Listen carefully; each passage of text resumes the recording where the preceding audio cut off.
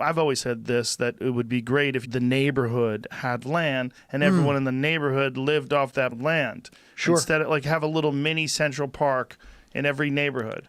Right. You're talking my language. The idea of urban agriculture. We have food deserts in pretty rundown parts of the city that have vacant lots, and there's a lot of productive capacity in these places. One of the interesting ones I was on was in St. Louis, and these three young couples had come together and they had purchased an old crack house that the city bulldozed. So there's this vacant lot. It was half an acre, and these three couples, they got apartments nearby within 2 minutes walk, and it was in a pretty rundown area of the city, and they just started farming in this half acre and told all the neighbors, bring us your food scraps. They got some chickens, started making compost. They put up a little greenhouse. They put up a kitchen. Very, very simple, poor boy bootstrap. They quickly became a whole community place for kids to come because kids were mesmerized by the chickens. They had a worm bed, the plants growing. They cooked stuff. And I was there with them for a couple of hours. Here come kids down the sidewalk pulling a little red wagon with food scraps in it. And they're feeding the worm beds. And it's fantastic. They were feeding 30 families out of this old crack house foundation. And it was just wonderful. They were doing it as a gift to the inner city. But I asked them, I said, so how much of St. Louis's food could be produced this way? They said, if you take out the dairy and the beef, St. Louis could feed its entire city within the city limits. And that's true in Detroit, Baltimore. It might not be true in LA,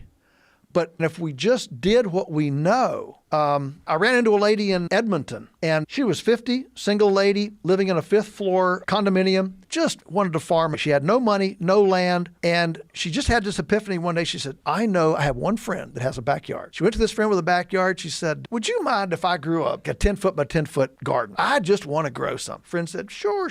So she gave her a little 10 by 10 plot. Well, the lady's neighbor saw the garden, and she said, do you think your friend would put a garden in my backyard? And the lady said, well, no, I'll ask. I met this lady 18 months after this initial conversation with her friend. She was farming 18 backyards, had a part-time employee, was a full-time farmer. All of her tools were on the side of her bicycle, and she started a business called On Borrowed Ground. So the thing is there creativity? Is there opportunity? It's not that we don't have time for it, not that we don't have money for it. There's one really positive thing to come out of this pandemic. It's a restructuring of what's valuable in life.